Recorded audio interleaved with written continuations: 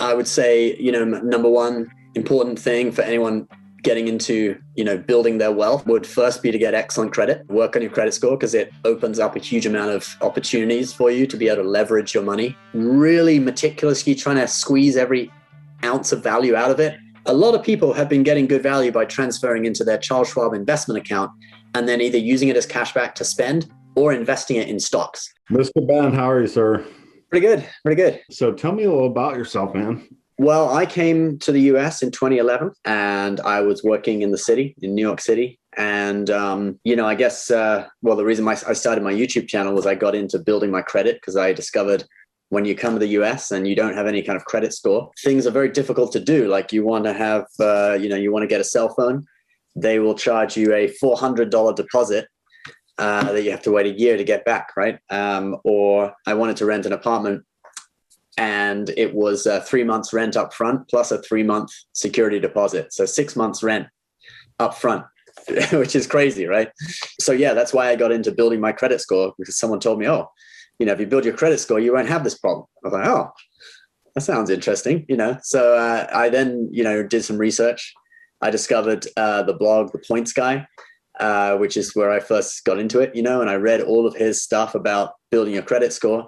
So I started doing that. And then I was like, you can get rewards and you can travel first class for free and stay in 5-star hotels and stuff. And that sounds like a cool thing to do. So I just kept going with it. And then that's why I started my YouTube channel to kind of document both building the credit score, but also exchanging credit card rewards for luxury travel experiences. Yeah. So your most popular video has been the credit card ladder. This is a video about how to climb the credit card ladder, i.e. how to go from a very basic credit card to the most prestigious. Do you mind speaking on that? So yeah, when I first started getting credit cards, like my first credit card was the Chase Freedom. And that was because I banked with Chase. So actually most people wouldn't get that for their first credit card because Chase normally seems to want a year of credit history before they issue a credit card to someone. Most people start with like Capital One or Discover. But then actually my second credit card was Capital One, because when I got the Chase Freedom, I started getting loads of junk mail from Capital One and Discover and stuff. So I was like, I might as well get this too, help build my score faster. But as I looked into all these cards, it really became apparent that there were very definite like tiers of, where these cards fit in. Like, for example, a Capital One card is really very much a starter card, no annual fee, doesn't earn any rewards. And then there was another tier above that, which were cards that they don't have an annual fee, but they do earn some sort of cashback rewards. They're a little bit harder to get, like the Chase Freedom, right? And then you've got another tier up that has an annual fee of about $100, right? And then there's another tier above that, which is $450 annual fees and up. And then you've got another invitation-only tier that's like black cards and stuff. So it really became apparent that pretty much every credit card I would encounter could fit into one of these 5 tiers that I sort of made up in my mind. So I did a video about it. That video for some reason was really successful. I don't know, maybe people just like the idea of like progressing up a ladder and, they want to see what tier their credit card is in and stuff. People like that kind of thing. They like knowing where they fit in and what level they're at and stuff. And it also helps you to understand, whether you should be applying for a certain card. If you're basically in tiers 1 and 2, don't expect to get approved for a, tier 4 card yet, until you've built your credit score to at least above 700, something like that. Can you talk through those tiers? So the credit card ladder. So tier 1 generally would be where you're going to start if you've never built your credit before. Something like the Capital One Platinum is a great card to start with. This one, we actually had a photo put on it. Capital One used to have a thing where you can put a photo on the card. It's my wedding photo, but you can see anyway, the logo. It doesn't normally look like this, but Capital One Platinum, great card to start with, what I'd call a tier 1 card. It doesn't give you any points, anything like that. All it does is it will just help you build your credit. And typically they give you at least a $300 limit. That's kind of like the starting credit limit is $300. Put something on auto pay. Put your Netflix subscription on that card and then set it to auto pay so it always pays it off every month. Doesn't really matter how much money you put on it because you're not getting any benefit in terms of points. You're getting things like some liability protection as well, which is also another reason why it's great to use a credit card. Especially if it's like an online purchase and you haven't bought from that merchant before or something like that. But so that's tier 1, Capital One Platinum. There's also what we call like fee harvester cards in that tier, like a Credit One, for example, First Premier Bank, which are cards that they're aiming at people with bad credit. They tend to have higher fees and stuff and be a bit of a ripoff. Although for people who've damaged their credit through, irresponsible habits, they may be like a last resort kind of card to get. So that's also down in that tier. What would a typical fee be on that? Well, those cards, often they won't necessarily have an annual fee, but what they will have, there's a really tricky practice that certain cards do, maybe not as much anymore, but it's like not having a grace period. So as soon as you make a purchase on the card, you get charged interest straight away. Normal credit cards, you have to wait until the statement closes. And then there is a period of 21 days, at least 21 days, where you won't be charged any interest as long as you pay before the due date. But some of these, what we call fee harvester cards, they start charging you interest as soon as that purchase hits your account. They also charge fees for, some of them charge an annual fee.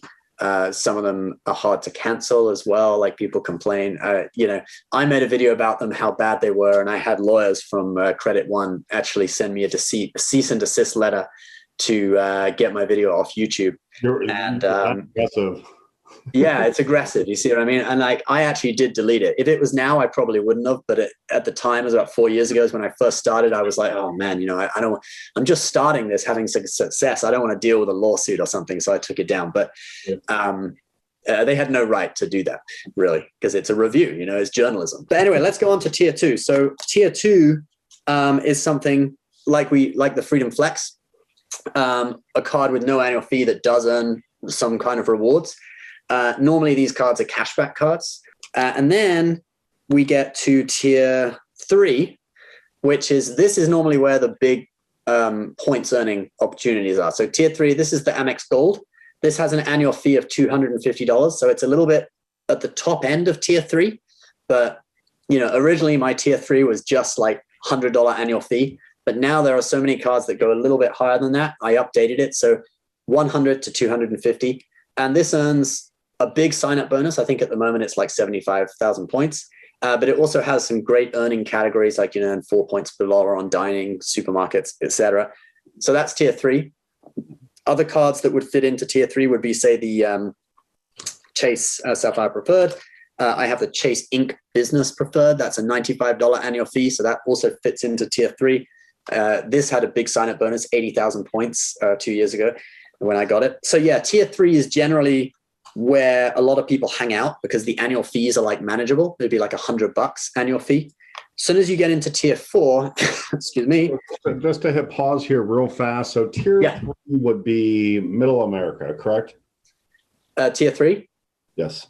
Yeah, I would say the average person who's not really meticulously trying to squeeze every ounce of value out of it would probably want to get most of their cards from tier 3.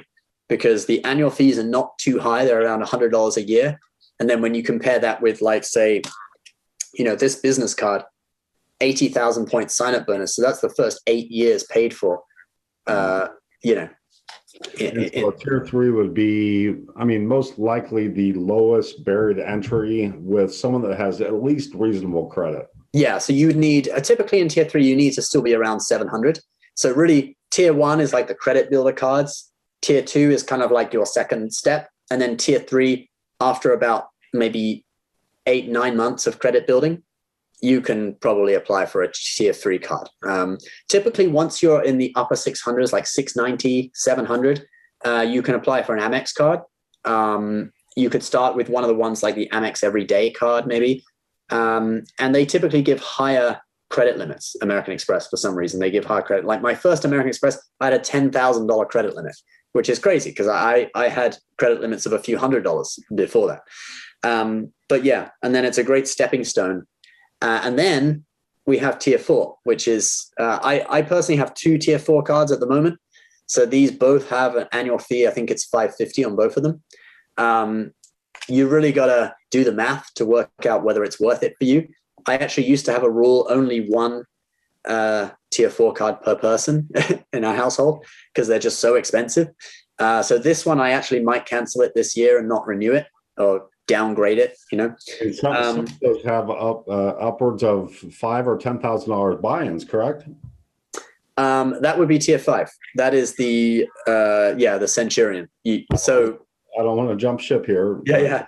So tier 4, these are not invitation only, but you have to have a pretty good credit score and generally quite high income as well to be approved, and also for them to be worth it. What would that ratio be, Ben? Well, actually, this one. So the Chase Sapphire Reserve, I put down $40,000 as income, and this was in 2015 or 2016. They approved me with that. I'm surprised, because that to me is not a particularly high income. I was not. This was basically before I started my business and stuff. But lower than annual household, yeah. Exactly, that's lower than the average. The average is like 50 to 60, isn't it? You know, depending on whether you go with a median mode or whatever kind of average. But yeah. Whereas I don't know, when I applied for this one, I put down a much higher fee, because that was this year that I applied for this one after I've done had a successful business and everything. But for any tier 4 card, you generally need to be around the median household income, around 50 grand or something, to get approved for it. Yeah, I would say it's not totally about income, because a lot of it is about your credit score. Like if your credit score is good, but your income's not that high, you can probably still get away with getting a tier 4, premium credit card. But once you get to tier 5, they're looking for high net worth individuals. It basically doesn't really matter what your credit score is, as long as you're up to a certain standard over 700. They're just looking at your income. Yeah. Invitation only, right? Invitation only. Let's exactly. Talk about those. Those are really sexy. Let's talk about them. Yeah, the Amex Centurion Black Card, and the Amex and the Chase. What's it called? The Chase used to be called the Palladium. Now it's called the JP Morgan Reserve Card. JP Morgan, Obama had that card actually. He's been seen buying burgers and fries with it. And yeah, I mean, they're invitation only cards. The JP Morgan Reserve, you have to bank with JP Morgan Private Bank. So you got to be Chase private client and then get into the JP Morgan private banking, and then what, $10 million minimum assets, right? Probably their guide is $10 million, but I think they let a few people in who are a bit lower than that. But you have to be a high net worth individual no matter what. But yeah, it's more of a status symbol. I think people in the entertainment industry do get some genuine value from the Amex Centurion, because these are people who travel around a lot and stuff. And there's things like they will have a rep meet you at the airport and take you through a special security line and stuff like that. If you're someone who's constantly traveling, that could be a really great benefit, actually. And I remember interviewing a guy who had the Centurion, and he was talking about, he wanted to buy some like Bulgari watch, right? And he was seeing it on a cruise ship. And then he phoned up the Centurion rep and said, hey, can you look around and check the prices of this watch for me to see if I can get a better deal elsewhere? And so the rep, checked the prices, and he came back to him and he said, okay, I got this price from this dealer, phoned up a load of luxury watch dealers for the guy. And then ultimately the guy knew, all right, I am getting a good deal because it's duty free on this ship. I mean, it's ultimately like a concierge service, correct? Concierge. Yeah. But the thing about concierge is, for average people with the internet, you don't really need concierge anymore. The only reason you might need it would be people wanting these really obscure things, like, calling up luxury watch dealers to check a price, or, these things. Definitely abnormal. Yeah, exactly. Abnormal. Getting a reservation at a restaurant that's normally booked up a year out or something like that. Amex reserves a few tables at certain restaurants, this kind of thing. Yeah. So how has that pandemic affected benefits, rewards, credit cards in general over the last year? Well, at the beginning, they cut down on sign-up welcome bonuses. And also we are part of an affiliate network that promotes credit cards. And basically they cut all of the credit cards out of the network, all of the issuers. Can you kind of break that down granularly? Yeah, sure. So 2019 compared to 2020 benefits and rewards. What does that look like? So yeah, in 2020, what we had was a lot of issuers. They transferred their rewards to things like grocery shopping. Chase Sapphire Reserve, for example, and Sapphire Preferred, they added new grocery shopping categories where you could earn bonus points for using your card at a supermarket, because not many people were buying plane tickets. There was also Chase, they added the pay yourself back feature, where you could use the points at 1.5 cent per point to pay charges on the card. American Express also did a similar thing. You can use the points at 1 cent per point now to pay charges on the card. It used to be 0.6 cents per point. But as we moved into 2020, American Express especially started really moving ahead with a lot of customer acquisition. And that's actually something they said in their earnings call as well last year. I think it was Q4, that they're really, they're going to be moving ahead with a lot of customer acquisition in 2021. They've been offering basically huge sign-up bonuses like 75,000 points, 100,000 points, plus 10 points per dollar on gas and supermarket spending. That's on the Amex Platinum, for example. Basically, I think they've come roaring back in 2021. The Chase Sapphire Preferred now has an 80,000 point sign-up bonus. Capital One Venture, which is their travel card, it has a 100,000 point sign-up bonus. So really, they look to be doing a lot of customer acquisition in 2021. And I think really as travel comes back, a lot of these cards are really going to come back with, So 80,000 or 100,000 points, I mean, what could that ultimately get you as a consumer? So 80,000 points in the Chase system would be worth a minimum $800.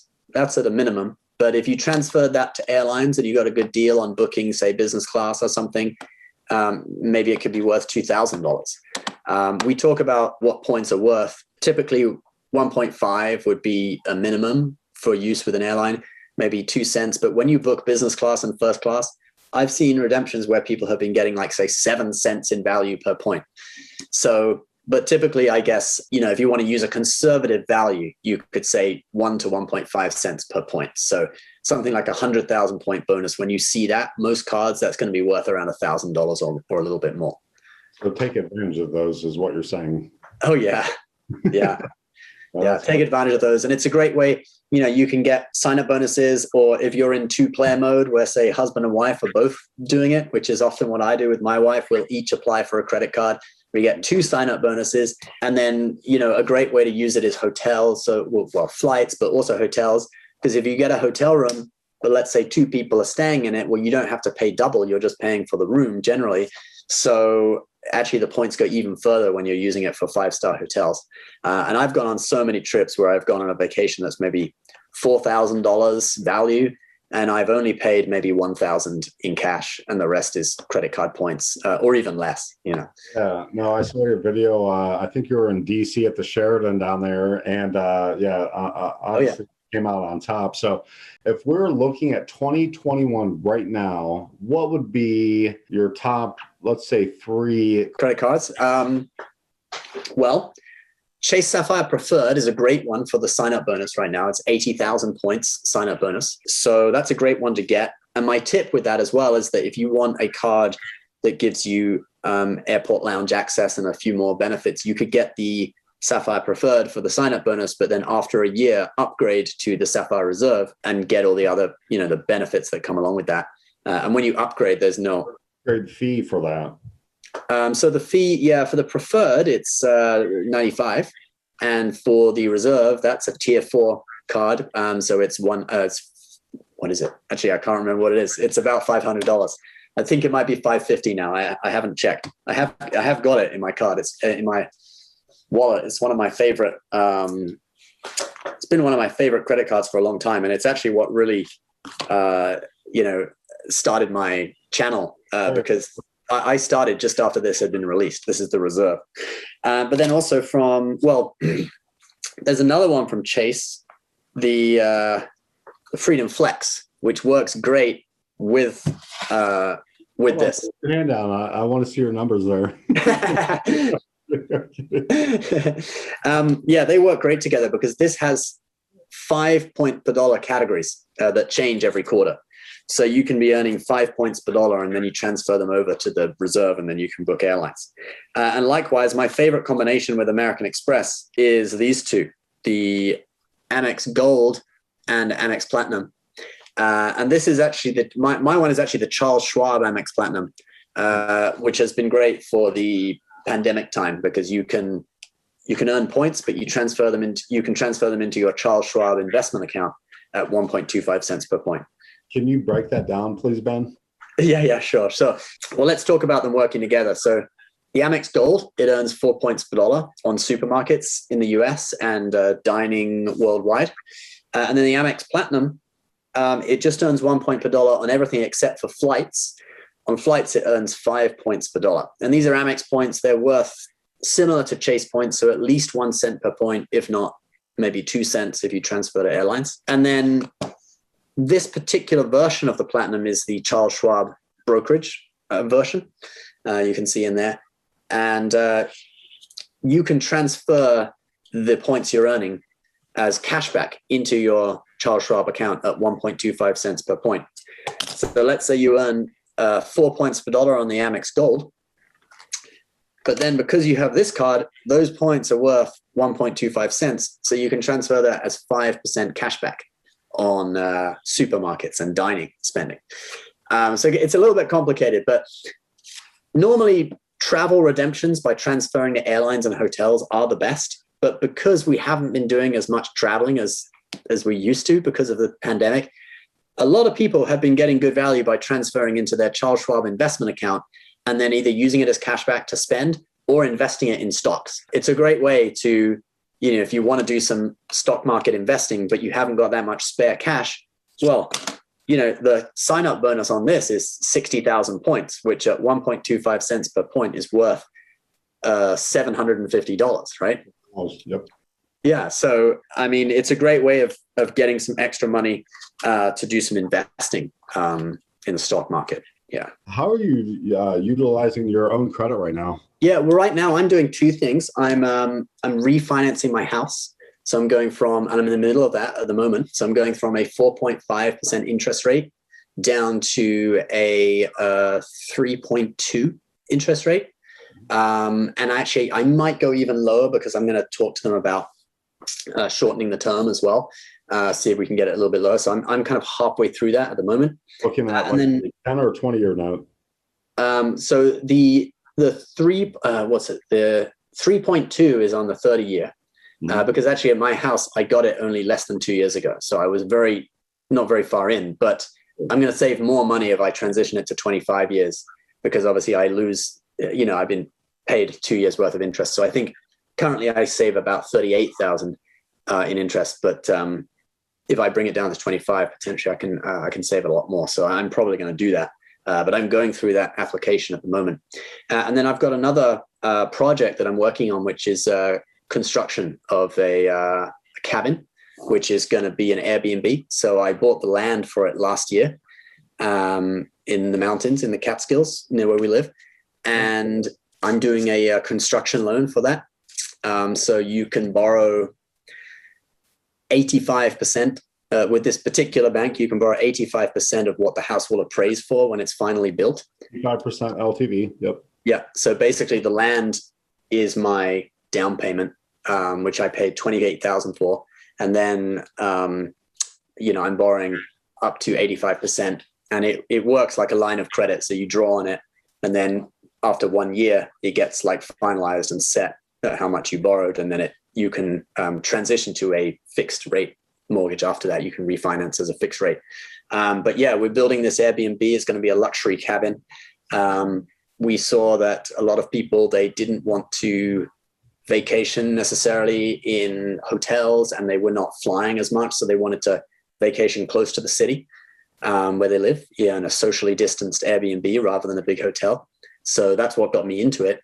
Of course, by the time it's built, a lot of that stuff might be over, but I think there'll probably still be some residual concern from people. And looking at, the bookings on other Airbnbs that are similar, they're constantly booked up. So I love that asset class. My question for you on that would be singular.